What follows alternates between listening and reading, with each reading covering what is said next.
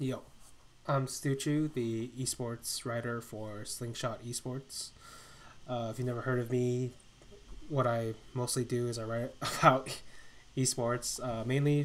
I used to mainly write about StarCraft 2, then I transitioned over to CSGO, and that's now my main game, but I've also written articles about Overwatch, Dota 2, Street Fighter, Melee, and a few other things I can't remember right now.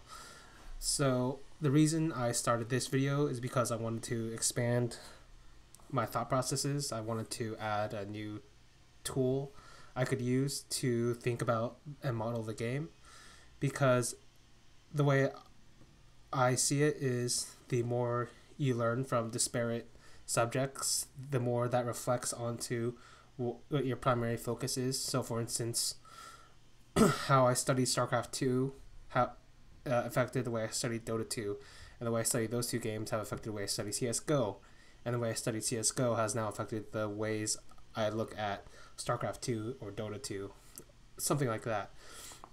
Or another way to look at it is writing and talking are fundamentally two different ways of eloquating thought. So if I'm able to evolve this into a tool I can use, I can expand the way I think, and that might open up different avenues of ways of understanding for me personally. So a good example of this was, I think, sometime in the Dark Ages, when written word became popularized. What would happen is the way people would read is they'd pick open a book and then they'd read it out loud, and then Saint Augustine. This is like from a Terence McKenna talk, but Saint Augustine, what he would do is he would be the first person to read a book silently, and then he'd close the book, and then he could discuss what he had read, and that was taken as a sign of divinity because nobody had ever been able to do that. So what that is probably like an evolution of thought or an evolution of understanding, or a way, or he had basically made the letters his own, and he didn't need the vocalization anymore. So I want to add that kind of thought process into my head and see if that in turn will make my writing any better or not. So the first topic I want to talk about for this video is about ESL Pro League, and think there's been a lot of things you can talk about for ESL Pro League, the online and on land stuff, which I think Thorn did very well, and then Wallaby Beetle, if you, another CS:GO writer, he wrote a piece of article about online play a while back. It's like to say 2 or 3 months, about how online play is basically the junk food of CS:GO, and I agree with that. So if you want, you should try to find that and read it. It's a pretty good piece. So what I want to talk about instead is whenever ESL Pro League ends, there's always a question of, are there too many NA spots? And the reason this question always pops up is because there are always a bunch of teams in the EU side that we know are competitively better than the NA side. Even just this season, we've seen like FaZe and Astralis. I consider them the two best teams, or at least two of the three best. I'm not sure where to put SK ranked against them, but easily two of the top three. I don't think there's any argument I've heard that can prove otherwise, and neither of them have made it to the online portion of ESL Pro League, which kind of waters down the competitiveness of that particular LAN.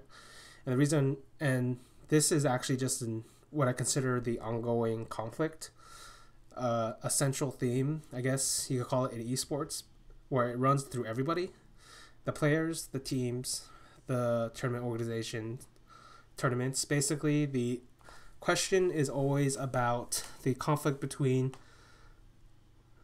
the best, or what I'd call the competitiveness, which is you want to see the best players play, and then the growth or the money, which is, or I guess you'd call it success. Depends on how you categorize success, but basically money. So there's always a conflict between money and the competitiveness of a tournament, because neither of those are necessarily correlate with one another.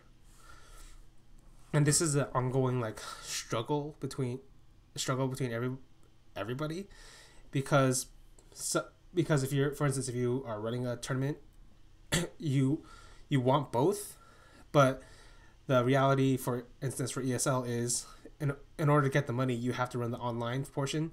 But if you run the online portion, you know that there's a very high chance you will not get the best teams, or in CSGO at least, you know for certain you're probably never going to get VP. And then this time you didn't get Astralis or FaZe, and that kind of like made your tournament worse. But at the same time, you need that money in order to fund all the other events. And teams themselves have accepted that.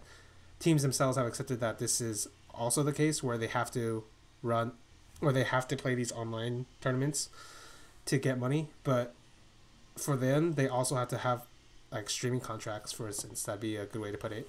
Where like EG or Optic, what they do is all right, turn back the clock for a second. Basically, when we talk about EG, that I think they're one of the early successful esports organizations back around 2011, I guess. I'm not sure about prior to that, but around 2011 was when Twitch came on, and then they were the first to realize that you didn't need tournament results or high tournament results to get the exposure.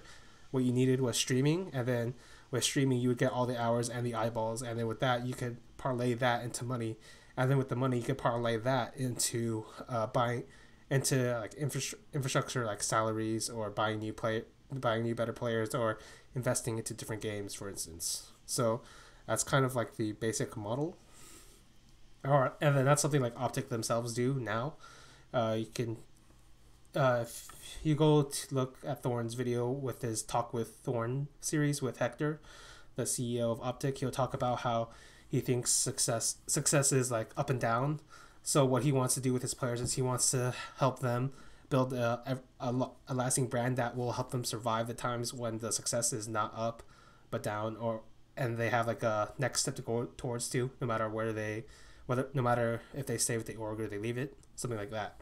So the conflict of money and competitiveness is an ongoing like power struggle, because on one hand you want to get paid, and on the other hand you want to win, and it's always a conflict between one or the other, because getting one for going towards one way might preclude the other. So for instance, we see this in NA CSGO, where a lot of people have come out recently criticizing a bunch of NA players because they don't have like the passion or the drive to want to win, and they'd rather like go to FPL, they'd rather stream, they'd rather do all that stuff. And then we also see it in Chinese Dota 2, where the salaries for streaming contracts are kind of ludicrous.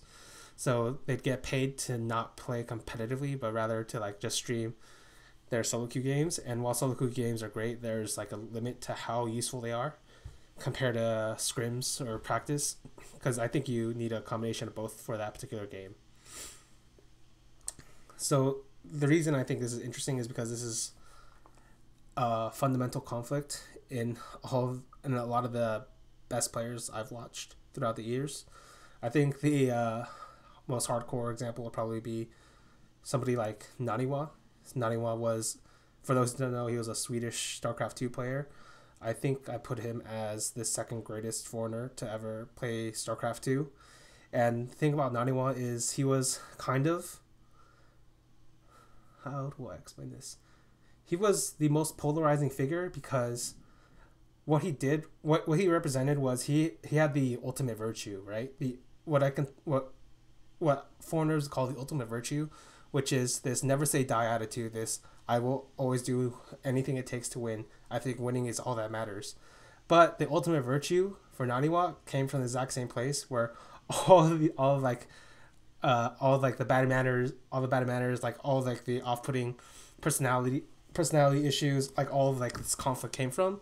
They basically fundamentally came from the exact same place, because if you think about it, if all you care about is winning, you don't care about being socially nice, you don't care about how to talk to others, all you care about is I want to win, I want to play.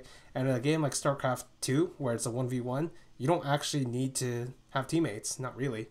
Like like it helps, it can help, but if you are like truly great, if you think you can take on the world, you could probably like 1v all that game if you were like next level. right?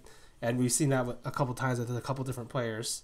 So Naniwa, I consider like the highest example of that because he was the guy in 2012 where like the height for money, the height, like that was the height of tournaments in the West, but he chose to not participate in the West, but rather train in Korea because that is where the best players reside. So he wanted to train there and become the best there. And that's kind of why I think of him as like the epitome of that kind of conflict. Another example would be something like Forgiven, where Forgiven, if you guys don't know, is a League of Legends player from Greece. He was the AD carry for H2K. I think it was last year, right?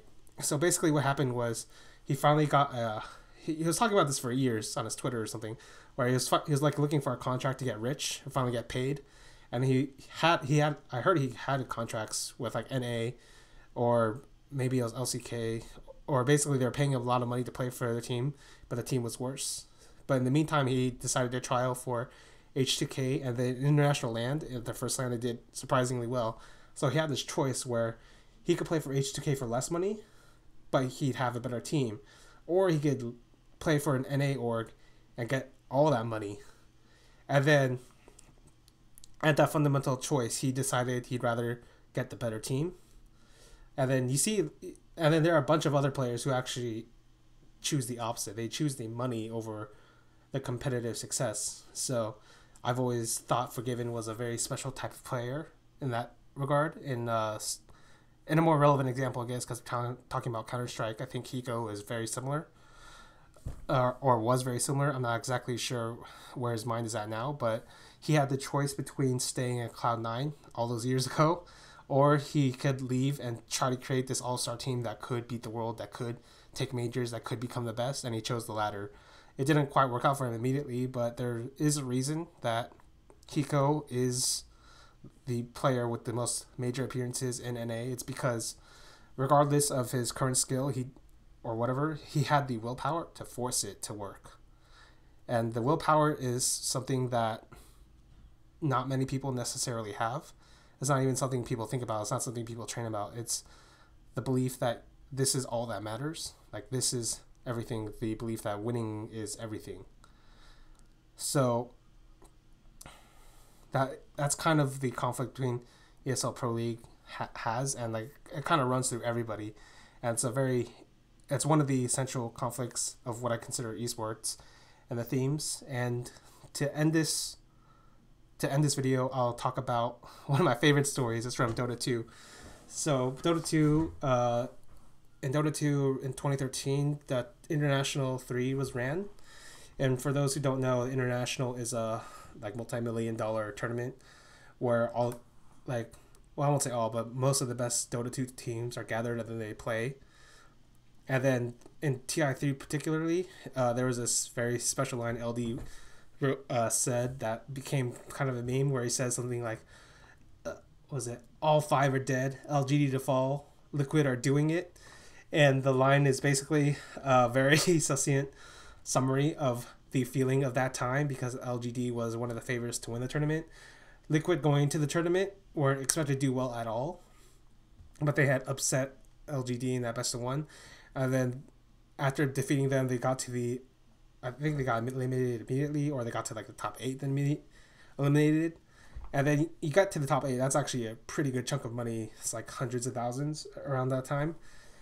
And I remember this story because Bulba told this story in an interview post-tournament where, okay, if you look at it from Bulba's point of view, he was on Liquid. You go into the tournament, you have no expectations.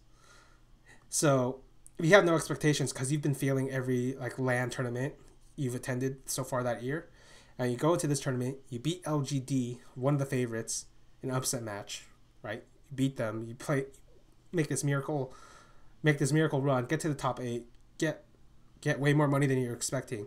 So you have way more money and way more results than you were expecting.